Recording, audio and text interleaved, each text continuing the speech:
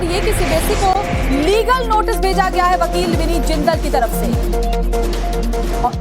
Vineet Jindal advocate हैं और उन्होंने एक लीगल नोटिस सीबीएसई बोर्ड को भेजा है।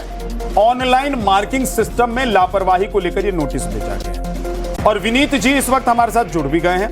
विनीत जी, आपने अपने नोटिस में क्या कहा है, किस चीज का, किस बात का आप जवाब लेना चाहते हैं, और ये जो लीगल नोटिस है ये क्या इस सिस्टम, इस बोर्ड के लिए एक ऐसा कोई नोटिस है जिससे इनकी नींद खुल जाएगी, इनकी आंखें खुलेंगी, ये उठकर खड़े होंगे कि बाप रे कोई नोटिस आ गया, अब हमको जवाब देना ही पड़ेगा?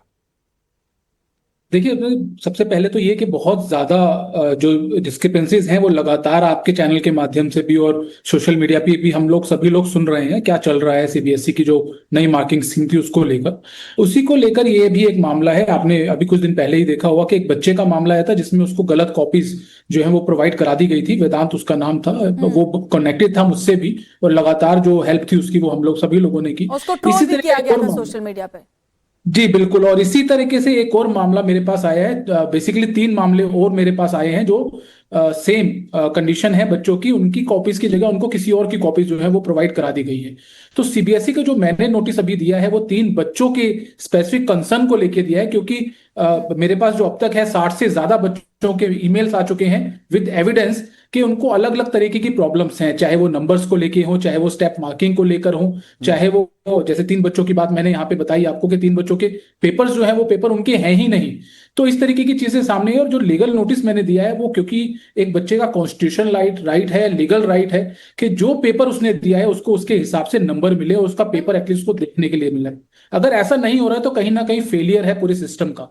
और इसी को लेकर मैंने सीबीएसई और सिर्फ सीबीएसई को ही नहीं, ministry of education, government of India को भी वो नोटिस मैंने भेजा है। और मैंने ये मांग की है कि विद इन 2 डेज आप इन बच्चों को इनकी कॉपीज प्रोवाइड कराइए, otherwise will approach the court. और ऐसा ही एक मामला मैं बताऊंगा आपके कि 2018 में भी मेरे पास था जिसमें 2 बच्चों की कॉपीज जो है वो मिसप्लेस हो गई थी।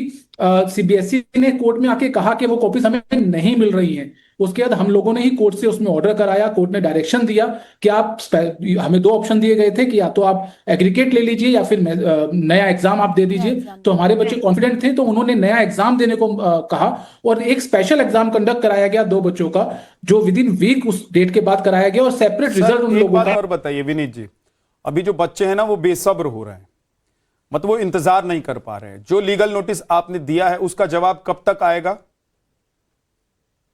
2 दिन का टाइम। जो लीगल नोटिस भले ही 3 बच्चों की वजह से दिया हो, 3 बच्चों के मामले में दिया हो, लेकिन वो एक नजीर हो सकता है बाकी बच्चों के लिए और सीबीएसई बोर्ड के लिए भी।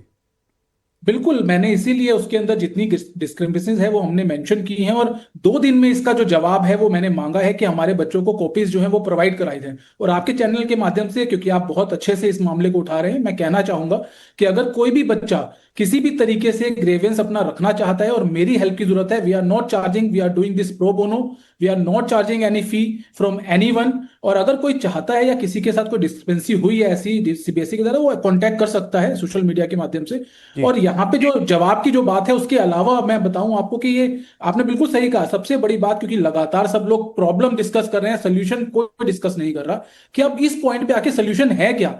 तो मुझे लगता है सीबीएसई को सबसे पहले एक शेड्यूल डिस्क्लोज करना चाहिए, एक सर्कुलर निकालना चाहिए जिसमें वो ये बताए बच्चों को कि आपको इस तारीख तक पेपर मिलेगा, इस तारीख तक आपका एग्जाम फ्री हैंड उनको बताया जाए, जिससे उनकी जो डेट तो बताई गई है विनीत जी, 29 तारीख, पहले 27 तारीख, फिर 29 तारीख, लेकिन आप वेबसाइट ही काम नहीं कर रही है।